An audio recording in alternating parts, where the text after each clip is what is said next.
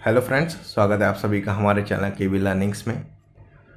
आशा करते हैं कि आप लोगों ने पिछली वाली जो हमारी वीडियो थी एल्विलाई वाली, जिसमें अपने लोगों ने जो भी एल्विलाई से रिलेटेड जितने भी टॉपिक थे, जो भी कन्फ्यूज़न था आपके ब्रेन में, उसको दूर करने की कोशिश की थी। जिसमें अपने लोगों ने स्ट्रक्चर, फंक्शन से रिलेटेड और लोकेशन से रिलेटेड जो भी बातचीत थी वो कर ली थी। इसमें अपने लोग डिस्कस करने वाले हैं एल्विलाई से रिलेटेड जितनी भी हमारे पास जो भी रेस्पिरेटरी डिसऑर्डर्स हैं एल्विलाई से रिलेटेड, बेसिकली जो भी डिजीजेस हैं एल्विलाई से रिलेटेड, उनके बारे में बात करने वाले हैं। आइए स्टार्ट करते हैं।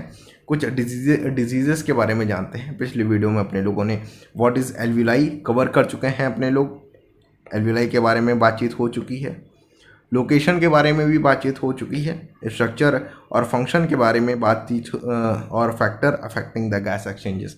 तो ये जो हमारे पास 5 टॉपिक हैं इनके बारे में बात हो चुकी है। आज अपने लोग स्टार्ट करते हैं respiratory diseases related to alveoli. देखिए, सबसे पहली हमारे पास डिजीज़ आ रही है एम्फाइसीमा। अब ये सारी जितनी भी अपने लोग डिजीज़ इस टाइम पढ़ने वाले हैं वो सारी रिलेटेड होगी एल्विलाई से रिलेटेड। एल्विलाई की जो भी डिजीज़ हैं उसके बारे में अपने लोग यहाँ पे कवर करने वाले हैं। देखिए, एम्फाइसीमा, तो सबसे पहले डिजीज़ आ रही है हमारे पास एम्फाइसीमा। एम्फाइसीमा क्या होता है उसके बारे में चलिए जानते हैं।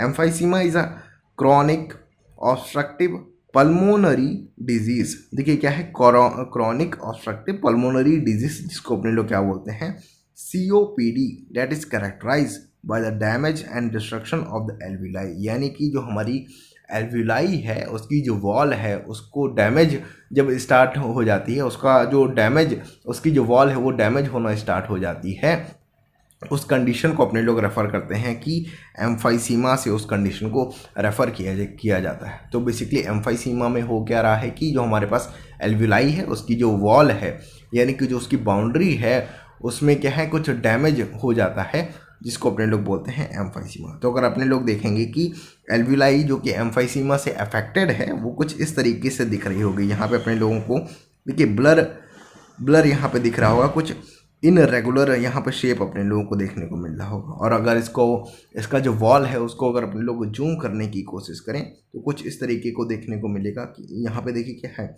ये डैमेज होना स्टार्ट हो चुका है। यहाँ पे एक स्मूथ होना चाहिए था, बिल्कुल प्लेन और फ्लैट होना चाहिए था, वो ना होके यहाँ पे क्या है, ये डैमेज होना स्टार्ट हो चुका है। इसमें कुछ होल्स वगैरह अपने लोगों को देखने को मिल रहे हैं। तो ये क्या है, एम्फाइसीमा की कंडीशन है।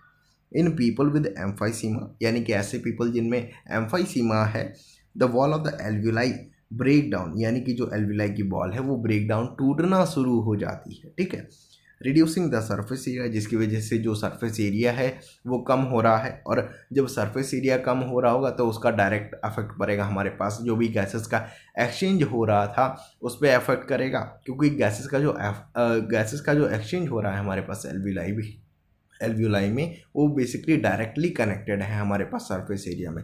जितना ज़्यादा सरफेस एरिया होता है उतना ज़्यादा जो गैसेस का एक्सचेंज है वो परफॉर्म हो पाता है हमारे पास एल्विलाई के थ्रू। ठीक है, which make a difficult for the lungs to repel an air, यानी कि हम लोगों को अब सांस लेने में कुछ दिक्कत आने लगेगी, क्योंकि यहाँ पे जो सरफेस एरिया है वो धीरे धीरे कम होता जा रहा है, क्योंकि उसकी जो एल्विलाई की जो वॉल है वो बेसिकली ब्रेक डाउन होना स्टार्ट हो चुकी है, टूट रही है। ठीक है, this can lead to the shortness in breathe, यानी कि ब्रीद या अपने लोग जब सांस ले रहे हैं तो जल्दी जल्दी सांस लेंगे, क्योंकि जो भी गैसेस का एक्सचेंज है वो इफेक्टिवली, उसकी जो एफिशिएंसी है वो काफ़ी ज़्यादा कम हो चुकी है। कफिंग, यानी कि जो बलगम है, कफ है, वो आना स्टार्ट हो जाएगा।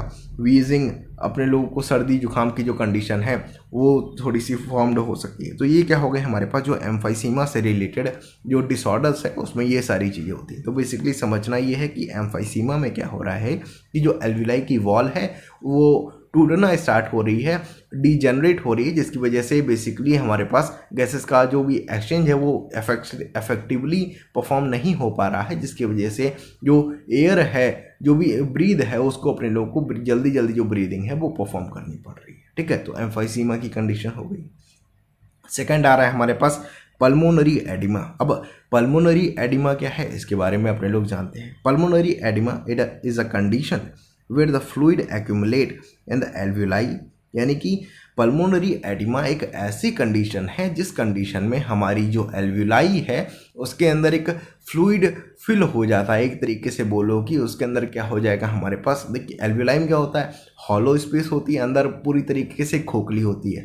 तो क्या होता है हमारे पास जो गैसेस का एक्सचेंज है वो इजीली परफॉर्म हो जाता है। अब जब हॉलो स्पेस में एक तरीके से समझिए कि पानी भर गया, जो वाटर है वो फिल हो गया, कोई लिक्विड है वो फिल हो गया, तो क्या होगा बेसिकली जो एफिशिएंसी वो कम हो जाएगी, गैसेस का जो एक्सचेंज होने का जो भी प्रोसेस है वो बेसिकली कम हो जाएगा। ठीक है। Difficulty for oxygen to pass through the alveolar wall into the blood stream. अब एल्व्यूलर जो वॉल है, अगर अपने लोग यहाँ पे इस वाले डायग्राम को देखने की कोशिश करें तो ये जो पर्सन है इसमें हो गया है हमारे पास जो एडिमा की जो कंडीशन है वो फॉर्म्ड हो गई। अगर नॉर्मल एल्वुलाई को अगर अपने लोग ऑब्जर्व करने की कोशिश करेंगे तो ये क्या है हमारे पास नॉर्मल एल्वुलाई का जो डायग्राम है वो यहाँ पे दिया हुआ है। यहाँ पे देखिए एयर स्पेस काफ़ी ज़्यादा दिख रही है अपने लोगों को, यहाँ पे क्या है एयर फिल होगी। अब अगर पर्सन में देखेंगे जिसमें एडिमा की जो कंडीशन है वो फॉर्म हो चुकी है, उसमें देखेंगे तो कुछ इस तरीके से देखने को मिलेगी कि ये क्या है एडिमा की कंडीशन है और यहाँ पे क्या है कुछ लिक्विड्स अपने लोगों को, जो ये वाइट कलर का जो लिक्विड है वो फिल्ड होता हुआ दिख रहा होगा। तो ये क्या है, अब ये जब फिल्ड हो गया और यहाँ पे क्या है गैसेस का एक्सचेंज है, जो ऑक्सीजन का एक्सचेंज है, ऑक्सीजन एल्वुलाई से ब्लड में नहीं जा पा रही है, तो क्या होगा बेसिकली जो ब्रीद है वो अपने लोग जल्दी जल्दी करेंगे और ऑक्सीजन क्या है हमारे पास ब्लड में घुल नहीं पा रही है ईजिली। ठीक है, into the blood stream. This can lead to the shortness of the breathe, यानी कि जल्दी जल्दी सांस ले रहे हैं, छोटी छोटी जो ब्रीद, देखिए जल्दी जल्दी जब अपने लोग सांस लेते हैं तो क्या होते हैं छोटी छोटी अपने लोग ऐसे बोल दो कि ज़्यादा जो एयर है उसको अपने लोग ब्रीद इन करने की कोशिश कर रहे होते हैं। ठीक है, कफिंग हो सकता है, वीजिंग हो सकता है। Pulmonary oedema can be cause by the various factors. अब जो पल्मोनरी एडिमा की जो कंडीशन है ये कुछ फैक्टर्स की वजह से अपने लोगों में हो सकती है, उसको जानते हैं। सच एज हार्ट फेलियर हो जाए उसकी वजह से हो सकता है, किडनी फेलियर हो जाए उसकी वजह से हो सकता है, और एक्सपोजर ऑफ हाई एल्टीट्यूड यानी कि जब अपने लोग देखिए अपने लोग अगर बात करें तो अपने लोग अगर आप पहाड़ी क्षेत्र से बिलोंग करते हैं जहाँ पे माउंटेन्स वगैरह हैं तो आप और ऊपर जाएंगे तो अपने लोगों को ये कंडीशन फॉर्म्ड हो सकती है। अगर आप नॉर्मल एरिया में रह रहे हैं तो अगर आप ऐसे समझो कि जब अपने लोग पहाड़ पे जाते हैं तो उस कंडीशन में क्या होता है हमारे पास हाई एल्टीट्यूड जो हमारे पास कंडीशन होती है, उस कंडीशन में जो पल्मोनरी एडिमा है वो फॉर्म्ड हो सकता है। तो पल्मोनरी एडिमा के बारे में इतना जानना है कि ये क्या है हमारे पास जो लंग्स हैं उसके अंदर एल्वुलाई के अंदर एक लिक्विड फिल हो जाता है जिसके वजह से जो ऑक्सीजन की घुलने की कैपेसिटी है, एफिशिएंसी है हमारे ब्लड में वो कम हो जाती है, और जो हमारे पास पल्मोनरी एडिमा की जो कंडीशन है वो फॉर्म्ड हो सकती है हार्ट फेलियर, किडनी फेलियर और हाई एल्टीट्यूड की वजह से। अगली जो हमारे पास कंडीशन आ रही है वो है हमारे पास पल्मोनरी फाइब्रोसिस। पल्मोनरी यानी कि लंग्स और फाइब्रोसिस यानी कि लंग्स के अंदर जो फाइबर है वो इंक्रीज कर रहा है। बेसिकली जो भी फाइबर है वो इंक्रीज कर रहा है, उसके अंदर क्या है एक तरीके से फाइबर बहुत ही ज़्यादा अमाउंट में डेवलप हो रहा है। ठीक है, तो पल्मोनरी फाइब्रोसिस की जो कंडीशन है उसके बारे में अपने लोग जानते हैं। Pulmonary fibrosis is a lung disease characterised by the scarring and thickening of the alveolar air which can reduce the ability of the lungs to expand and contracts properly. देखिए जो हमारे पास एल्वुलाई है वो एग्जैक्टली सेम होती है balloon की तरीके से, यानी कि जैसे कि कोई गुब्बारा है उसमें जब एयर फिल करते हैं तो उसकी इलास्टिसिटी की वजह से वो फूल जाता है, और फिर जब एयर बाहर निकाल देंगे तो वो हल्का सा वो क्या उसका जो शेप है वो सिकुड़ जाएगा, कम हो जाएगा। ठीक है, तो इलास्टिसिटी जो है हमारे पास एल्वुलाई में वो काफ़ी ज़्यादा कम हो जाती है क्योंकि यहाँ पे क्या है जो फाइबर का जो अमाउंट है वो इंक्रीज़ हो रहा है, और जहाँ पे फाइबर इंक्रीज़ हो जाता है वहाँ पे क्या हो जाता है एक तरीके से वो फिक्स हो जाता है, उस चीज़ को रोक लेगा, जो इलास्टिसिटी है उसको कम कर देगा। अगर यहाँ पे अपने लोग देखने की कोशिश करें तो ये क्या है हमारे पास जो पहला वाला डायग्राम है इसमें दिखाया गया है कि ये कंडीशन क्या है नॉर्मल लंग्स की कंडीशन। नॉर्मल लंग्स में देखिए क्या है काफ़ी ज़्यादा अमाउंट में जो एम्प्टी स्पेस है वो काफ़ी ज़्यादा अमाउंट में यहाँ पे देखने को मिल रही होगी, लेकिन वहीं पे अगर अपने लोग बात करते हैं ऐसा पर्सन जिसमें क्या है पल्मोनरी फाइब्रोसिस की जो कंडीशन है वो फॉर्म्ड हो चुकी है, तो अपने लोगों को देखने को मिलेगा कि जो भी एयर का जो एम्प्टी स्पेस है यहाँ पे एल्विलाई में या फिर लंग्स के अंदर वो काफ़ी ज़्यादा कम हो गई, क्योंकि यहाँ पे क्या है, ये है हमारे पास फाइबर। तो फाइबर क्या है यहाँ पे, फाइबर बनना स्टार्ट हो चुके हैं, जिसकी वजह से जो हमारे पास एम्प्टी स्पेस थी जो कि एयर को ऑक्यूपाई करने के लिए काम आती, वो सारी ख़त्म हो चुकी है। तो यहाँ से अगर अपने लोग देखेंगे, यहाँ पे देखिए बिल्कुल भी फाइबर नहीं दिख रहा है, और यहाँ पे देखिए काफ़ी ज़्यादा अमाउंट में जो फाइबर है वो देखने को मिल रहा है। ठीक है। Thickness of the alveolar wall, जो हमारी एल्व्यूलाई की जो वॉल है उसकी जो बाउंड्री है उसमें क्या होगी, थिकनेस आ जाएगी, और जब थिकनेस आ गई यानी कि जो गैसेस का एक्सचेंज है वो प्रॉपरली अब परफॉर्म नहीं हो पाएगा, और फाइनली जो हमारी बॉडी है उसमें जो ऑक्सीजन की जो सप्लाई है उसमें डिक्रीमेंट आ जाएगा, कम हो जाएगा, जिसकी वजह से जल्दी जल्दी अपने लोगों को सांस लेनी पड़ेगी। ठीक है। This can lead to the shortness of the breath, coughing and fatigue. इसकी वजह से क्या हो सकता है, अपने लोगों को कफिंग और फैटिग हो सकता है और जल्दी जल्दी सांस लेने की कोशिश करेंगे अपने लोग। ठीक है। और अगली कंडीशन आती है हमारे पास एक्यूट रेस्पिरेटरी डिजीज सिंड्रोम, जिसको अपने लोग बोल रहे हैं ARSD। अब इसमें क्या होता है, देखिए ARSD में क्या होता है, several lung condition that can be caused by the various factor such as pneumonia, sepsis, trauma. यानी कि जो हमारे पास कंडीशन है, चाहे वो निमोनिया की हो, सेप्सिस हो और ट्रॉमा की हो, इसकी वजह से क्या होता है, हमारे पास ARSD की जो कंडीशन है वो फॉर्म हो जाती है हमारी लंग्स में। ठीक है। अब ARSD में क्या हो रहा है, can lead to the damage of the alveoli. अब ARSD में क्या होता है, जो हमारी एल्विलाई है उसमें डैमेज हो सकता है, जिसकी वजह से क्या होता है, हमारे पास जो लंग्स हैं और जो हमारे पास लंग्स और ब्लड स्ट्रीम के बीच में, यानी कि लंग्स और ब्लड के बीच में जो भी गैसेस का एक्सचेंज है वो काफ़ी ज़्यादा अफेक्टेड हो जाएगा। ठीक है। तो ये होता है हमारे पास ARSD में। अब सिम्टम्स क्या है ARSD के, जैसे कि शॉर्टनेस, जल्दी जल्दी अपने लोग ब्रीद कर रहे हैं, रैपिड ब्रीदिंग हो रही है, and low level of oxygen in the body. देखिए यहाँ पे क्या है, जब एल्विलाई डैमेज होना स्टार्ट हो गई तो क्या होगा, बेसिकली हमारे पास जो ऑक्सीजन है वो हमारी बॉडी को फुलफिल नहीं हो पाएगा, और हमारा जो ब्लड है उसमें जो ऑक्सीजन का जो लेवल है वो नॉर्मल लेवल से नीचे चला जाएगा। तो उसको जब मेज़र करेंगे तो हो सकता है आपको ARSD की जो कंडीशन है वो हो। ठीक है। अगला आता है हमारे पास निमोनिया। अब निमोनिया एक ऐसी कंडीशन है जिसको अपने लोगों ने आम तौर की जो बोलचाल भाषा है किसी न किसी से तो सुन ही रखा होगा कि भाई निमोनिया हो गया उसको। तो निमोनिया में क्या होता है, basically pneumonia is a infection of the lung that can affect the alveoli. देखिए निमोनिया एक तरीके का इन्फेक्शन है, और इस टाइप के इन्फेक्शन में क्या होता है, जैसे कि अपने लोगों ने पिछली वीडियो में अभी पिछले वाले टॉपिक में बात की थी, यहाँ पे देखिए क्या हो रहा था, जहाँ पे जो लंग्स हैं उनमें कुछ वाटर फिल्ड हो जा रहा था, जैसे कि पल्मोनरी एडिमा में हो जा रहा था। सेम उसी तरीके से जो हमारे पास निमोनिया है उसमें भी क्या हो जाएगा, जो वाटर है वो फिल्ड हो जाएगा। वाटर है यानी कि जो भी लिक्विड है वो फिल हो जाता है हमारे पास एल्वियोलाई में। ठीक है। जो कि बेसिकली गैसेस का जो एक्सचेंज है उसमें काफ़ी ज़्यादा जो अपने लोगों को जो भी डिफ़िकल्टी है वो फेस करनी पड़ती है। ठीक है। The infection can causes inflammation of the alveoli. Inflammation यानी कि अफेक्ट कर सकता है, उस तरीके एल्वियोलाई को एक तरीके से इन्फ्लामेट कर सकता है। ठीक है।